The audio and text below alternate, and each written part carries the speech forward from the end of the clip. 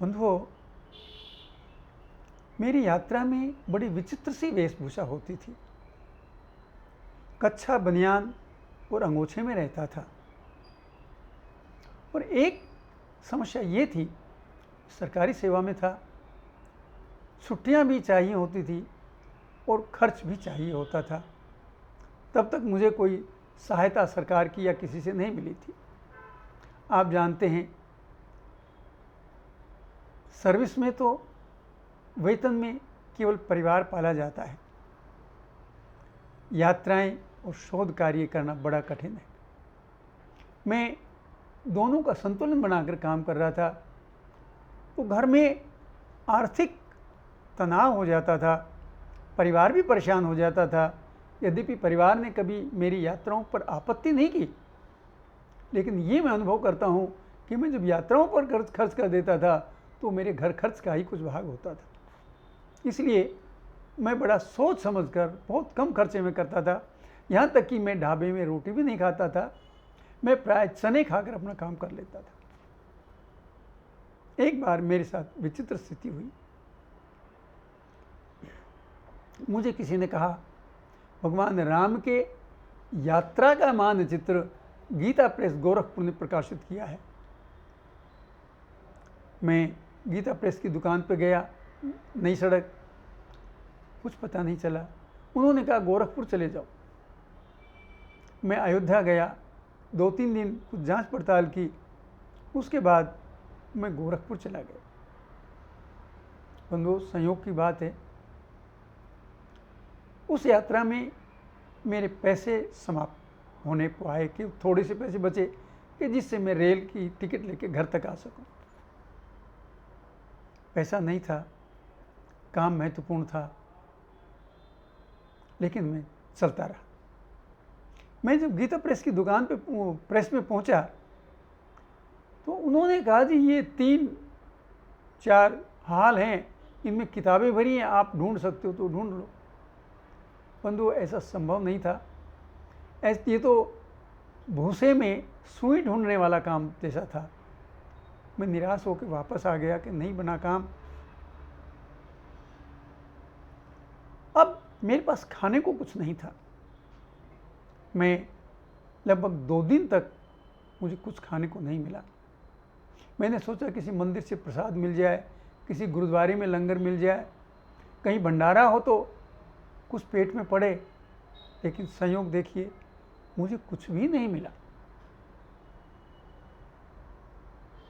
हार थक कर मैंने सोचा, चलिए भूखा सही, लेकिन कुछ काम तो हो।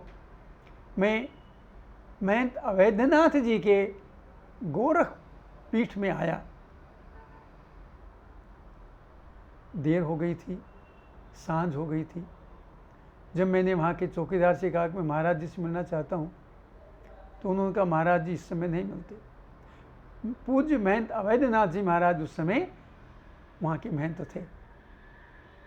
मैंने कहा मुझे मिलना है, वो बोले नहीं मिल सकते।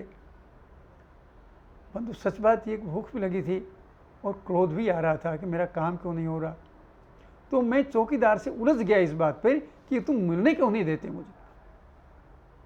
जब हम जोर जोर से बोलने लगे, चौकीदार भी डांटने लगा, तो भीतर से एक साधु आए और उन्होंने आकर मुझे डांटा, क्यों हल्ला करते हो। मैंने कहा मुझे महाराज जी से मिलना है। बोले क्यों मिलना है, ये मिलने का टाइम नहीं है, कल आना। मैंने कहा मैं दिल्ली से आया हूँ, भगवान राम की यात्राओं पर शोध कर रहा हूँ और मुझे उनसे मार्गदर्शन चाहिए। वो संत बहुत समझदार थे, वो संभवतः महाराज जी के सचिव थे। आए वापस और मुझे कहा कि चलिए महाराज जी से मिलवाते हैं। जब मैं महाराज जी के पास गया, बंधुओं, उनका शांत निर्मल चेहरा देखकर मैं भी शांत हो गया। उन्होंने पूछा, बेटा कहाँ से आए हो। मैंने कहा महाराज जी दिल्ली से आया। किस लिए आए हो। महाराज जी मैं भगवान राम की यात्रा स्थलों की खोज कर।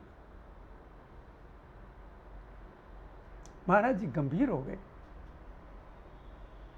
और उन्होंने मेरी दशा दिशा सब समझ ली। देखकर ही, सिद्ध संत थे, आज भी मुझे उनको याद करके उनका चेहरा याद आता है, मेरा मन भाव विभोर हो जाता है उनका याद करके। उन्होंने कहा, अपने सहायक को बुलाया, सेवक को, और बोले पहले इनको कुछ खिलाओ पिलाओ। बंधुओं, उन्होंने एक गिलास दूध गाय का और एक मोटा सा गोंद का लड्डू दिया और खाकर मैं तृप्त हो गया, सब कुछ भूल गया। तो महाराज जी ने कहा, अभी चर्चा का समय नहीं है, आप जाकर सो जाओ, कल प्रातः भेंट होगी। उन्होंने मेरी बड़ी सुंदर व्यवस्था की। प्रातः में तैयार हुआ तो मुझे बुलाया गया। महाराज जी ने कहा, बेटा तुम बहुत अच्छा काम कर रहे हो, धन्य हो, तुम्हारे माता पिता धन्य हैं, तुम्हारे गुरु धन्य हैं जो तो इस काम पे लगे हो। उन्होंने कहा, बचपन में मैं भी ये काम करना चाहता था, लेकिन मेरे भाग्य में नहीं था, मैं नहीं कर सका। तुम करो, मैं तुम्हारे साथ हूँ। तो महाराज जी मुझे मार्ग बताइए। बोले, बेटा मार्ग तो मुझे नहीं पता, लेकिन मेरा मन कहता है कि यदि राम जी का मार्ग चाहिए तो तुम अयोध्या चले जाओ। क्या महाराज जी, 3 दिन तक अयोध्या रहकर आया हूँ, अयोध्या में किससे मिलूँ ये बताइए। बोले, ये तो मुझे नहीं पता, लेकिन मेरा मन कहता है तुम अयोध्या जाओ, वहीं तुम्हें मार्ग मिलेगा। और बोले, इस काम के लिए जो सहयोग चाहिए, जो संबंध चाहिए, पैसा चाहिए, मैं सब तुम्हें दूंगा, लेकिन संकल्प करो इस काम को पूरा अवश्य करोगे। मैंने कहा, महाराज जी मैं तो पहले ही संकल्पित हूँ। महाराज जी ने मुझे प्रसाद रूप में मेरी आर्थिक सहायता की, मुझे आशीर्वाद दिया और बोले, भैया और तो मुझे नहीं पता, और तो कुछ नहीं कह सकता मैं, लेकिन मेरा मन कहता है तुम्हारा द्वार, तुम्हारा मार्ग अयोध्या से ही खुलता है। बंधुओं, उन संत को मैं आज भी याद करता हूँ, मेरा हृदय भर आता है जब मैं उस घटना को याद करता हूँ। सारा दृश्य आज भी मेरे आंखों के सामने आ जाता है। मैं उन महाराज को सत सत नमन करता हूँ।